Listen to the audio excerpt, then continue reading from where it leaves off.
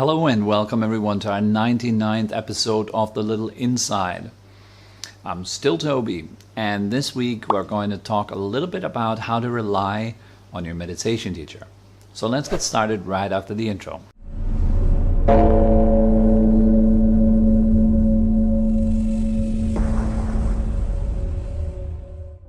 Who is your meditation teacher?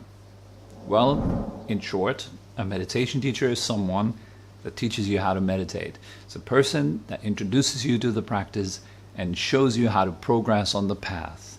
Dependent upon their own insight, their own realization, that is as far as they can take you. Is there a difference between a guru and a meditation teacher? Well, a guru, if you translate the word, it is one who dispels the darkness. This darkness here refers to the ignorance of not knowing yourself, not knowing reality. And a guru is somebody that leads you to dispelling that darkness, to whatever degree. It is somebody that leads you to freedom. Now I would really say that a guru is really somebody that has led to highest forms of realization and insight. I would refer to that kind of person as my guru. My root teacher is the root of all my accomplishments, or something like that.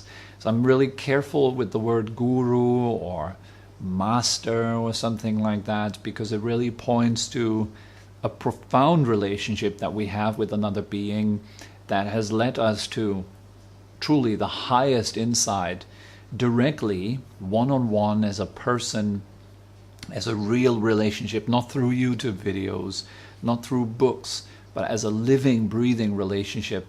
I have met very few people in this world who do really have had such a profound relationship with a spiritual master over a long time. They were walking with their masters through jungles, meditating together. They were spending years and years together with the master in monasteries, really learning every day, having close contact every day, receiving direct teachings, direct transmissions, direct guidance, blessings, and being really guided step by step to the deepest forms of insight. Such a relationship nowadays is a very rare thing because it requires a great commitment from the student. It requires an equal commitment from the master, the teacher, the guru to the student. It is a very, it's a mutual relationship that is very intense, that is very deep, very liberating in a way. And so I leave that up to the realm of those venerable masters who actually had the joy to experience this on such a profound level, to such a high degree that it really led them to the ultimate freedom. That is something wonderful and truly admirable and equally rare. Like diamonds, they're very rare. Therefore, they are very costly. They are very hard to find. That's why they're precious, right? So it's also equally very hard to find someone that has that commitment, that stamina to really rely on a spiritual guide to such a high level. Now, when we are relying on our meditation teacher, how should we do that? Well, that is rather simple. The first and foremost thing is you want to be honest. Take any kind of fiction or pretense out of the equation. First of all, you want to make sure why you do this. Why are you relying on a meditation teacher? And ask yourself thoroughly, why am I really relying on this teacher? This means you have to be honest with yourself. And you have to discover that there are very likely reasons that have nothing to do with the path. And you can only see them for yourself. Nobody else around you can see them. You can see yourself very clearly. And I encourage you to see yourself very clearly. For example, a reason why you rely on a meditation teacher might be because that meditation teacher gives you attention. And you want that attention. You want somebody to pay attention to you. And the higher the skill, of course, of the meditation teacher, the higher and more powerful their attention is, and the more people will come and try to get a piece of the attention of the teacher. It's a very common thing in spiritual centers. You have all these students who are kind of trying to get a bit of the attention of the teacher. If it is for that reason, then it's kind of a waste of time, in my opinion. If you really rely on a spiritual teacher, then it should come ideally from the profound motivation that you see your own suffering and you want to end it. You want to get out of your own bullshit. And that requires you to see your own bullshit clearly. And I do get it. Many people need a few of the normal kind of meditation sessions to actually begin to wake up to their own bullshit. It took me years, and I'm still regularly waking up every day to my own bullshit. And it is staggering to what amount of bullshit I'm always waking up to. And this is kind of this is the progress in the path, isn't it? It's you see very clearly where you are deceiving yourself.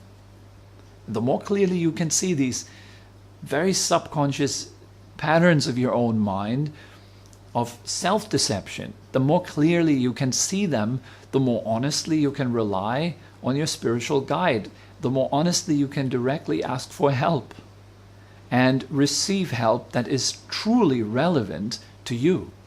So this is super important. Honesty is the most important thing when you're relying on a spiritual guide, isn't it? When I ask my own teacher for guidance, then it requires a great amount of honesty, which is very scary. It is very scary. It is to be as vulnerable as that.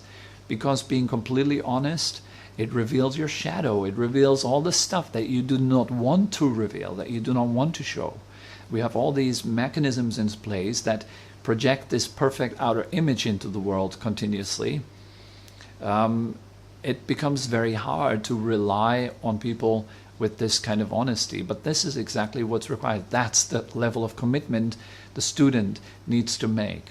For the teacher, the level of commitment is to be just as honest. We have to be just as honest if we're teaching someone or when we are someone's student. So both student and teacher have to commit to honesty. It's not about showing some spiritual image of ourselves, wearing spiritual clothes, saying spiritual stuff. That can be extremely dishonest. This can be like a mask, a facade. Nothing more but that, to actually hide our own insecurity, actually hide the fact that we have no clue, that we know nothing, that we do not trust ourselves. That it hides underneath all this spiritual jargon, this spiritual woo-wah, this spiritual imagery that we project out into the world. And it's really important to go beyond that and actually become very practical and down to earth. Why am I doing this? Why do I rely on a spiritual guide? Why do I really rely on a spiritual guide? Spiritual guide saying, why do I teach? Why really do I teach? What am I doing here? We can all have these kind of little fancy excuses, or we can all make up our own logic in our mind just to kind of keep it in line with what we think it should be. So we follow preferences, we follow opinions, we follow views, we follow what's pleasant and nice. All in the effort to avoid what really needs dealing with.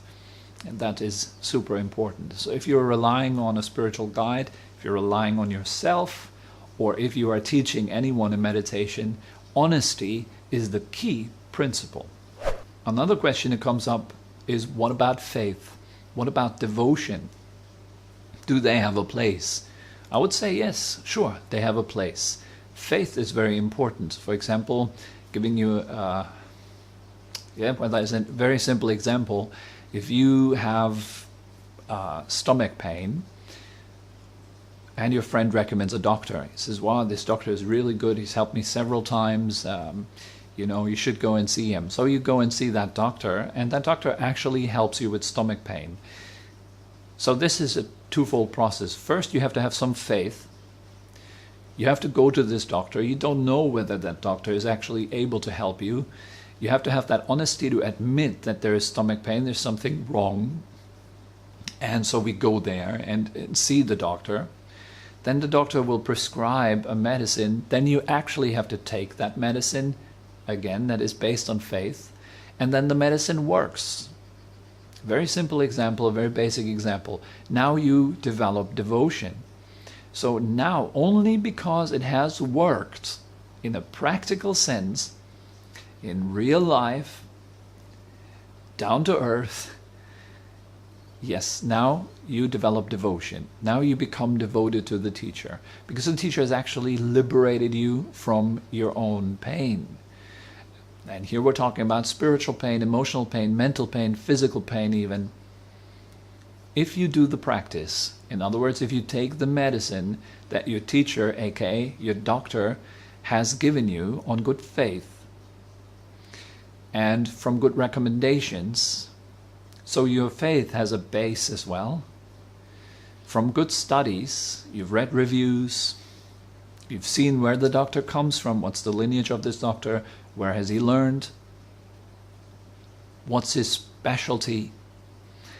Then you take the medicine, and the medicine actually helps. Now you have devotion.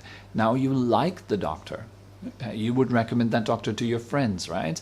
It's not that we have devotion even before we have done any real practice, actually, and that happens a lot all over the world.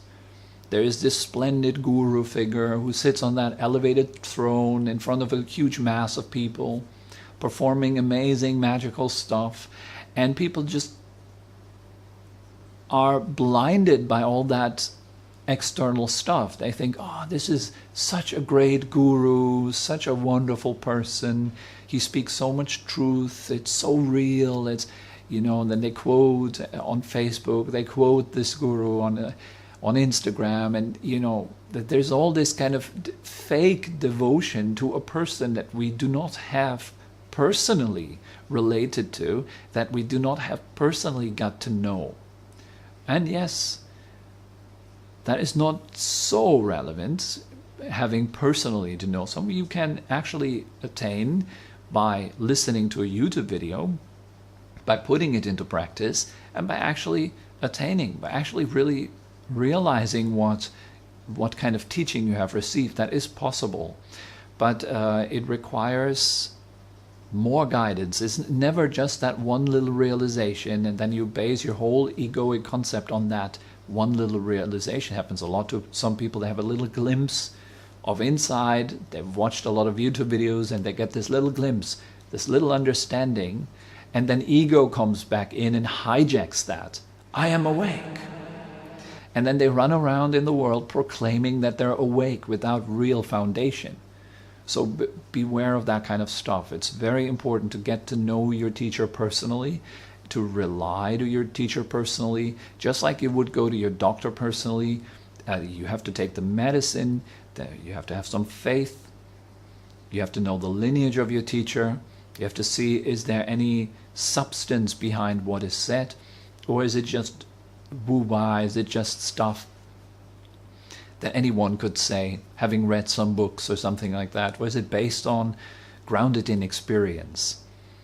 And so we have to be critical, I think, when we approach our teachers, meditation teacher. We have to ask the right questions, very important. We have to know how they spend their life. Do they really practice what they preach? Are they honest? Are they reliable? Have they realized? And that you can only see if you spend time with them. And it is a process that takes time. It is a process that requires a great deal of commitment, mostly commitment of honesty and purpose, knowing why you're doing this, on both sides, of course. So this is all that comes to mind about relying on a spiritual teacher or a guru. I hope it has helped you in some way, or kind of gave you a little perspective, some more ideas on that topic. And well, I think that is good enough for this week. If you do have anything to say, if you want to post something in the comment section below, if you have questions or remarks, feel free to write them down in the comment section below. I'm always happy to read your comments. And so for now, I wish you all a wonderful next week. See you all again next Wednesday, hopefully. Bye-bye.